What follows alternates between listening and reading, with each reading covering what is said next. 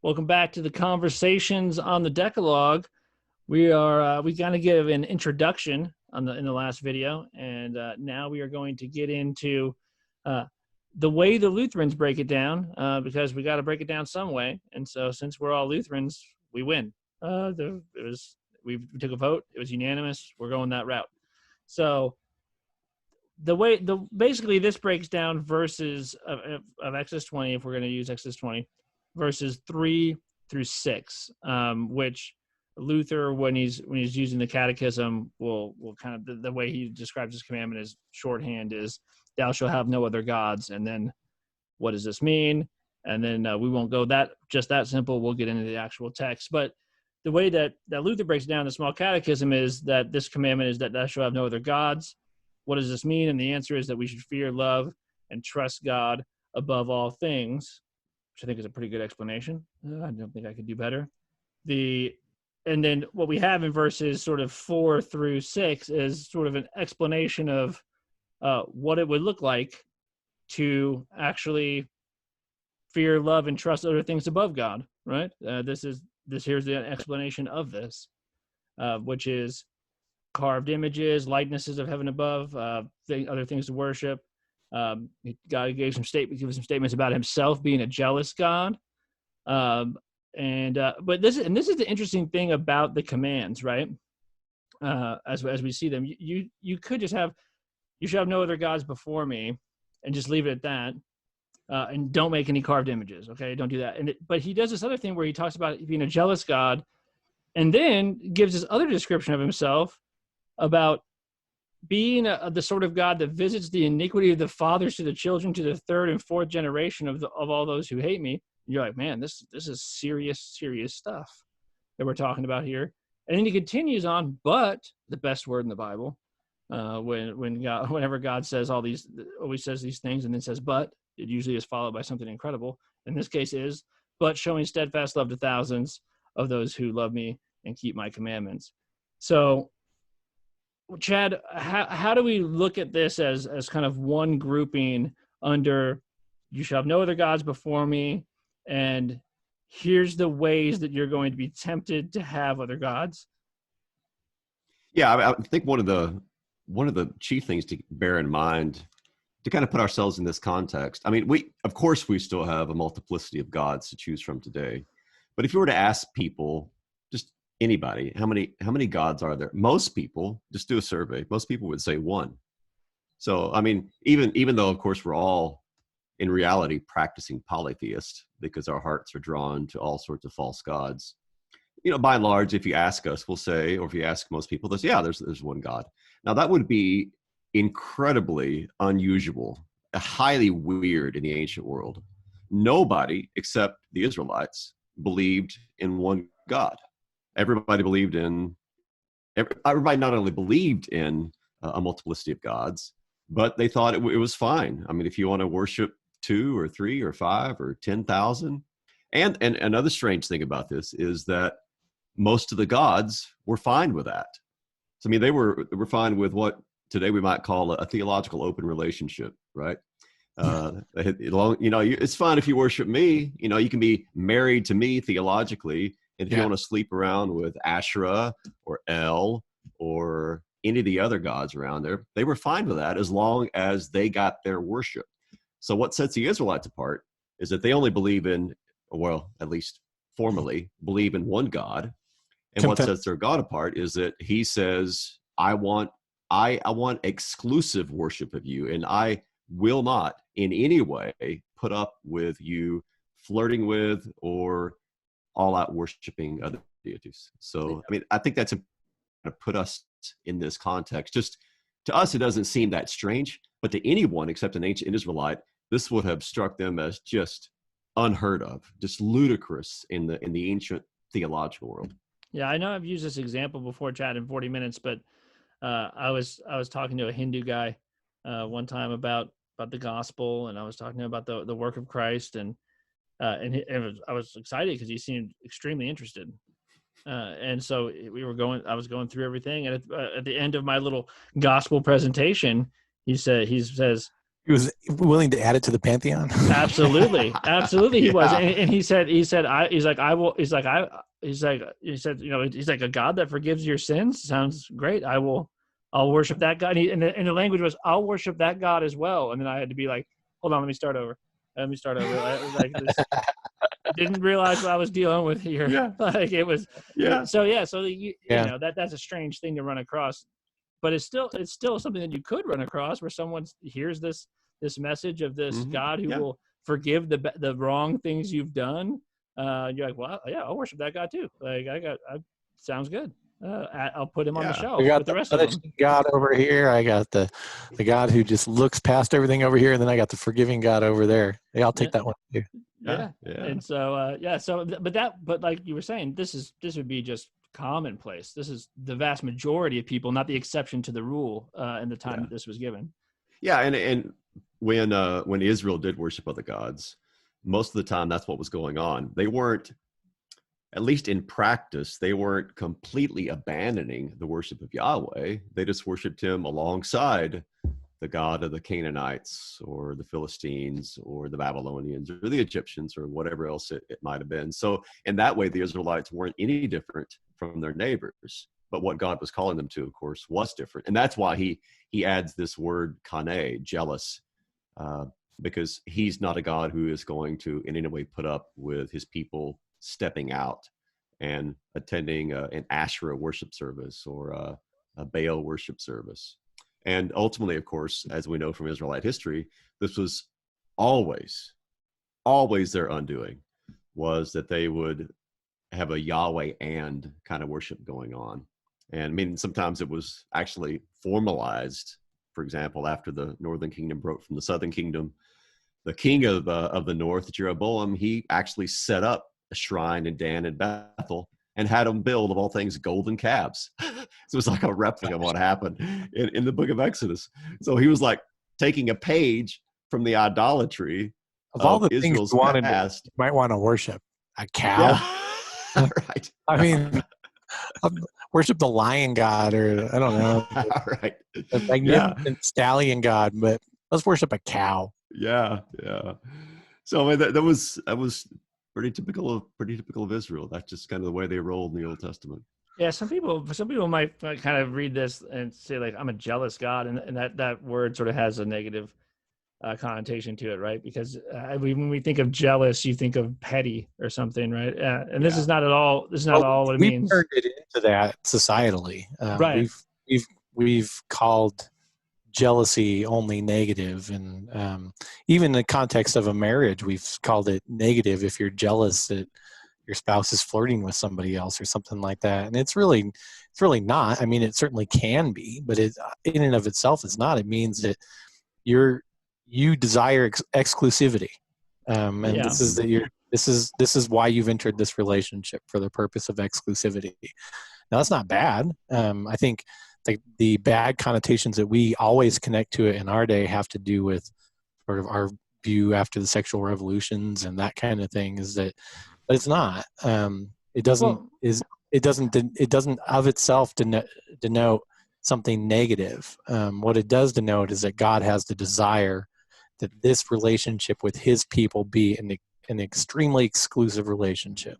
Right. Yeah. And when we think of jealous, I think we think a lot of times of say somebody, something good happens to someone, or somebody gets something, and then you look at them in sort of an envious way, and you're jealous of the thing they have or the thing that's been given to them or whatever. Okay. Obviously, yeah, that's like a negative form of jealousy. But in a relationship, my wife would expect me to be jealous if she started just dating other people, because if I wasn't jealous about this, it would show, it would be evidence that I don't really care about her that much. I mean, if I'm just fine with her just running all over. Jealousness and covetousness too. Right. And I think right. There's to covet something is to say that you want what somebody else has that you don't have. You want their blessing, you want their thing, you want their spouse, whatever. That's not the same as jealousy. I think the one that I get asked about more often, even when teaching sort of a basic course at the university, is the next line, which is visiting the iniquity of the fathers on the children to the third and fourth generation of those that hate me. That one, I mean, you can get some serious stuff out of that. And I'd be interested to hear Chad's take on it. I've always said that this is a promise of a natural occurrence. In other words, if you go back to the beginning of Exodus, there grew up in Israel a Pharaoh who no longer remembered Joseph, right? As well as his people. It's natural that if you neglect the fact that he is the Lord your God who brought you out of Egypt and out of the house of slavery, if you neglect that in your household, then your children will neglect that in their household, and then their children will neglect that in their household, and then their children will neglect that in their household. And one day there'll be born a child who knows not Yahweh, period. Yeah. And the iniquity of not knowing Yahweh will be visited on them because they have hated him, because they have disregarded his love and his declaring them his children. Yeah, I fully agree. I think there's that explanation, and then one other explanation I think make the most sense. Just to add to what you were already saying, I mean, we know this instinctively because we observe this even apart from any theology. Because we all know that how a child is raised is going to affect who that child becomes, right? Because we're all formed and shaped in our childhood. So there's always some kind of generational passing on that takes place, whether that's positive or negative. And so this is kind of just a natural occurrence. This is what happens in households. I think another way that might be a bit of a stretch, although there's part of this explanation that's attractive to me, is the fact that in this particular culture, you had 2 or 3 generations living in the same household. Yes. Yeah, so this was not unusual to have grandpa and dad and son, or maybe even 4 generations actually living together. And so for God to visit the iniquity of the fathers on the children, 3rd, 4th generation, is basically for him to discipline or to punish, however you want to phrase it, that particular house. Because, and I mean, not just in the Hebrew world, but in the Greek and the Roman as well, when you talked about or in Hebrew, a bait, the house, you're not talking about what we think of as kind of nuclear family. You're talking about multi-generations living together. So all of them would be affected by this particular sin. So it need not, in other words, be stretched out temporally to like 80 years. It's more concerned with this family that are united, sometimes just by the very home or homes that they live in close proximity. So I think both of those are not necessarily exclusionary of one another. They all kind of fit together. Yeah. Well, I mean, the next part of the sentence, showing steadfast love to the thousands, and I've often seen that translated, and I think I have a note here, to the 1,000th generation of those who love me and keep my commandments. I just feel you can break down the grammar in the Hebrew, but the way that the ESV translates this is pretty good, because theologically, the love, in other words, the acknowledgement of verse 2, I am the Lord your God who brought you out of the land of Egypt, now the house of slavery. The love for this God that has saved you comes before the keeping of the commandments, which is the same order in which God gives them to him. Here's how I expressed my love to you. Yeah. Brought you out of the land of Egypt, and I freed you from slavery. And then he goes into the words that describe who they are as his people and gives the commands. But the promise of that generation, the blessing extends beyond the iniquity of the failure. And I think that's an expression of who God is here. I mean, he's promising, listen, teach your children who I am, and this blessing will continue for thousands of generations beyond just you. Don't teach your children, and it's likely that my iniquity will fall upon them. I will visit iniquity upon them, at least in these generations, because they will not know about me. Yeah. I think that this is exactly right, Scott. That also the correlation here is that those. So we see this word "keep," and we think, okay, so the way that God is going to love me is if I do all the things that he has told me to do, which it would not be a correct reading of this. What this is all about is hearing the voice of God, not disregarding what it is that he has to say. And so the to keep the commandments is to hold to listen to pass down, this sort of thing, that to hear them, right? To not say like, I don't need to listen to what that God has to say. Yeah, right. And what what he's doing is doing a contrast here of those who would disregard his words and say, I have no use for that. I don't need to hear that. I don't need to listen to that. He says, I can take this in no other way but to say that you hate me. So I'm the Lord your God who delivered you out of slavery. You don't care about what I have to say. You don't want to listen to me. You want to have all these other idols that you want to perform acts of worship for.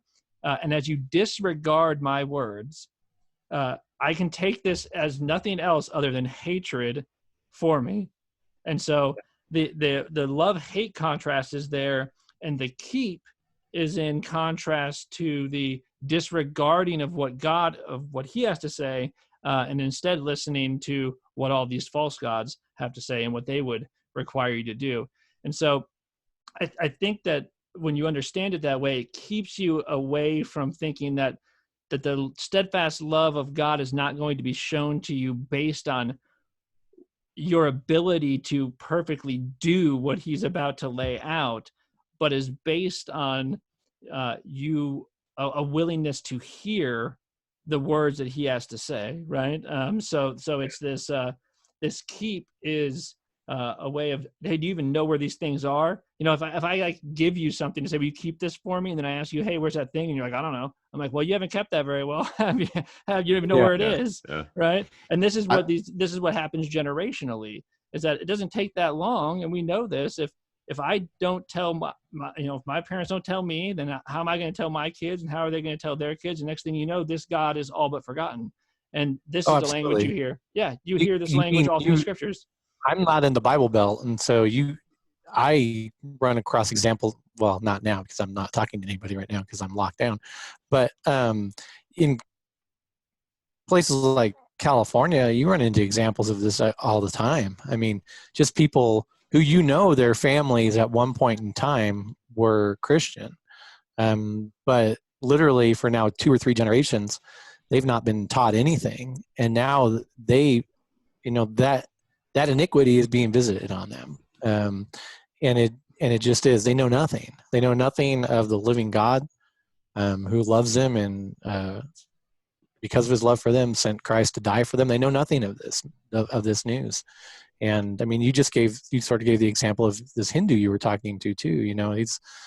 This is lost. And talk about generationally removed there. This is lost. And I think I really like this, because I think this is just, this whole section of scripture, and most of scripture honestly, is just God communicating to his people, using themes and pictures that they will be able to understand.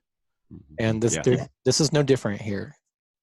Yeah, I think kind of getting back to the keeping aspect of it, the Hebrew word there is helpful for just kind of clarifying what he's talking about here. The verb is shamar, which is the noun form of that is the word for guard. So a city guard would be a shomer. He's the one who's stationed on the city wall. And I mean, all he's doing is basically making sure he keeps his eyes open. Yep. He's on the lookout. He's watching. He's guarding. He's keeping in that respect. So shamar doesn't really mean to keep in the sense of like actively obeying a set of rules. It's guarding, watching, holding Teaching. fast to, keeping, teaching. I mean, it kind of encompasses all of that. It's not, I'm not saying that you don't do the commandments, but the kind of the nuance of the word is much more along the eyes of keep your ears open to listen to my voice, and keep your eyes on my words, watch my words, guard my words. Because when that happens, when you're listening and when your eyes are on my words, then that's going to impact you, and it's going to then flow from you into your children and then your grandchildren and so on and so forth. Yeah, Chad, you see Jesus do this same exact thing. And I mean, this is all the time. These words out of Jesus' mouth have brought great anxiety and consternation to many people who just don't understand what he's saying, and no one's told them. They've misinterpreted them, and then like laid this insanely heavy burden on people. So you hear Jesus say something like, if you love me, you will keep my commandments, and people are like, oh my gosh, like, well, obviously I don't love him. Now partially you're like, well, you don't, but Yeah, right. but also it's exactly what he's saying. He's saying the same thing here, like saying that, like, if you love me, you're not going to disregard everything I have to say to you. You don't disregard the words of someone you love. You don't, that's not something that you do. And this is why it's so important that this does start out with this sort of, your gospel proclamation, at least your foreshadowing of the gospel, with maybe no better foreshadow than the Exodus, right? So I am the Lord your God who brought you out of the land of Egypt, out of the house of slavery. And then he's saying this, surely you would listen, like would like to listen to what I have to say, right? So that you sort of have this gospel proclamation to open the ears of what else he would have to say. And I think that this is also true of us. So when we talk about, Scott, you're saying like this stuff is not getting passed down. Well, the first thing that's not getting passed down is the gospel, right? It's not just that. Well, it's verse 2. This chapter starts out great, and God spoke all these words, saying, here you go. This is who I am. I loved you so much that I brought you out of the land of slavery. I brought you out of the house of slavery, out of the land of Egypt. I think it's significant, too, that in Matthew 22, when Jesus is asked to sort of give a summation of all the commandments, he summarizes essentially, verse 2 through 7 in love the Lord your God with all your heart, with all your soul, and with all your mind. And he does, theologically, we call that the first table of the law, right? That this table of the law, for the way Lutherans number it, will be the first 3 commandments in the Catechism, has to do with God's relationship with us and our relationship with God. Second table will have to do with our relationship with God as it is through other people. But this is nothing will set the stage quite like this for God's love for you, as he describes his relationship to you, and then he describes your relationship to him. Yeah. One other thing that kind of piggyback on that, one other thing that sets this apart, this particular whole section, we could call it the First Commandment or the introduction, the First Commandment, whatever you want to call it. But what sets it apart from everything that follows it is that once you get to verse 6, all of a sudden it changes from God speaking directly to it being spoken of God. So it starts out, I am the Lord your God. You shall not make yourself an idol. I, the Lord your God, am a jealous God, so on and so forth. Then you get to verse 7, and it says, you shall not take the name of the Lord your God in vain. It doesn't say, you shall not take my name in vain.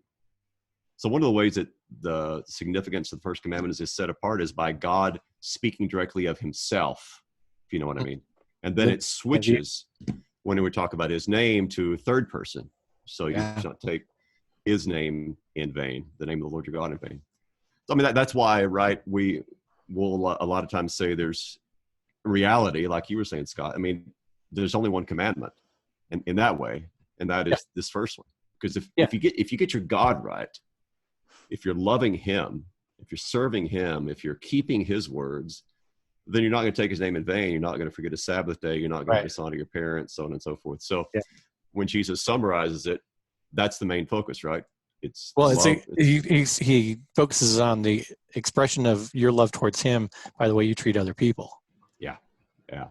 And we even see that in the structure of chapter 21 through 17, right? It starts out, I am the Lord your God, so focus on God. And then the very last words of the 10 Commandments are your neighbor. Yeah. So it's like perfect. You got both ends, right? You begin with the Lord your God, you end with your neighbor.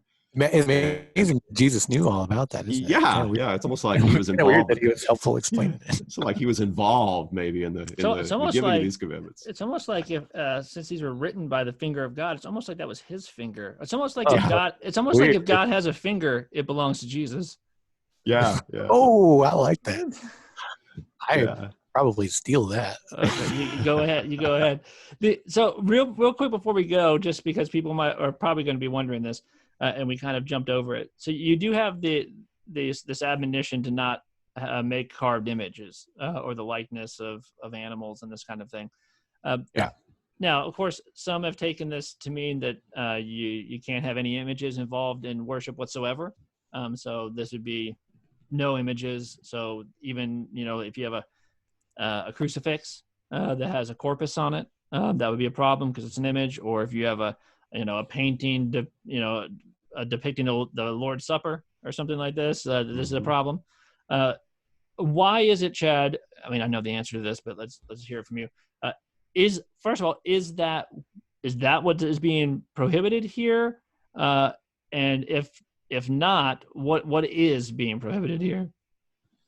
Yeah, so the prohibition is not against any image whatsoever. And we know that because if you keep reading in Exodus, God commands that certain images be woven into the very fabric of the tabernacle. And then when you get to the temple, you have images all over the place because the tabernacle and the temple were graphically designed to replicate the Garden of Eden. So the temple was the new Garden of Eden for the Israelites. This is the place to which they returned. And so the whole complex had flora and fauna all over the place. You had the bronze sea held up by oxen.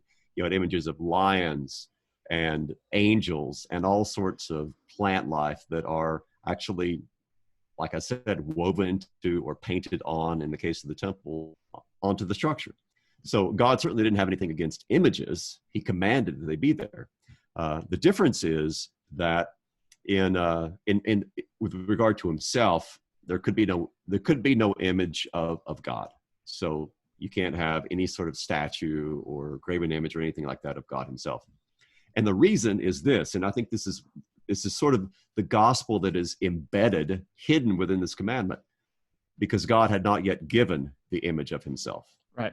And that changes when we get to the incarnation, because we have the image of God. Yeah, one of the examples you see of this is, it looks like we lost Scott. Maybe he'll come back It looks like for the end. good. Okay. Oh, well. One of the examples you see of this is when Moses lifts up the serpent, right, on the pole, and you're like, well, that seems like an image of a creature, right? that God Exactly. commands. He's like, make this creature, stick it on a pole, and then we'll go and look at it, and then we'll be healed. And then Jesus comes along and says, that's me. Yeah. You got this double affirmation going on, right? Yeah. Scott's back. He's doing this again. There he is. But yeah, so there is no. I mean, there did develop something like this in Jewish tradition, but it's not from this. I mean, some of the Jews, for instance, were opposed to the Roman armies coming into Jerusalem bearing their Roman insignia of the eagles. They didn't like that, but that wasn't because it was somehow part of the prohibitions, the Ten Commandments. The prohibition was exclusively about a divine image. So once you have Christ, who is the image of God revealed in the incarnation, then God has given to us. We don't come up with an image. We have to wait until God gives us his image, and he does that in Christ. And it turns out when God said, let's make man in our image, it turns out when God shows up in an image, well, geez, it looks a lot like us. Yeah. Luther even in his Genesis commentary, Luther even says that we see a hint of the coming incarnation when God makes man in his own image. He's kind of hidden in that particular act is a prophecy of the coming incarnation. Yeah, and obviously these images, this is all connected with worship as well. So it's not just like an image that's bad. You see this obviously with the golden calf. A golden calf is whatever until you start worshiping it and calling it God. Mm-hmm. Yeah, I've never understood this, and you probably covered it while I was having technical difficulties. But it seems to me, even in the English, you can get the flow of this thing. Is that the carving, to which is being referred, is the carving of images that are like God, that are depicting another God. Yeah. And that's why he's throwing in there, well, you don't know how to depict me because I've only given you my name. So what you're picking is other things that you can pick, like calves and snakes or whatever. Don't do that. Yeah. That's ridiculous. And and also don't bow down to them or serve them, because that's ridiculous too. So know that you are to worship only me, which, like you said earlier, Chad, is not intuitive to them because everybody around them is worshiping multiple deities. But yeah, Well, I mean, well, part of it's that that's all those. interesting. In the Reformation, people started to take this pretty seriously, and then started to tear down every image possible. Yeah. Well, yeah, Scott. I think that's also how you got one of the renumberings. Yeah, Scott, you're talking about a culture when this is given where every other god had an image. I mean, like attached to it and stuff, right? I mean, all these gods have images attached to it. So part of this is also just as he says, don't have any other gods before me.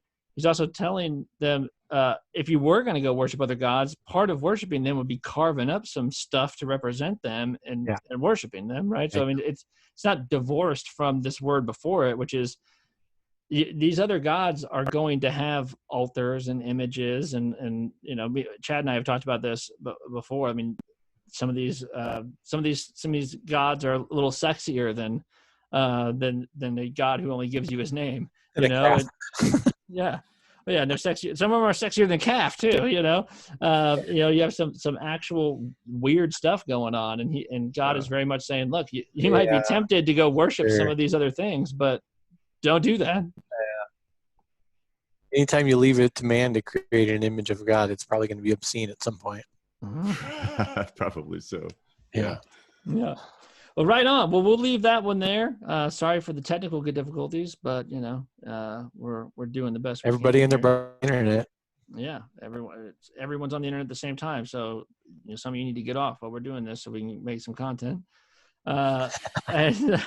So, all right. Next video, we will get into not taking the name of the Lord your God in vain. That one's been misinterpreted a little bit. I know early on in my life, I had a whack interpretation of that. So I'll be happy to give a corrective. We'll see you guys then.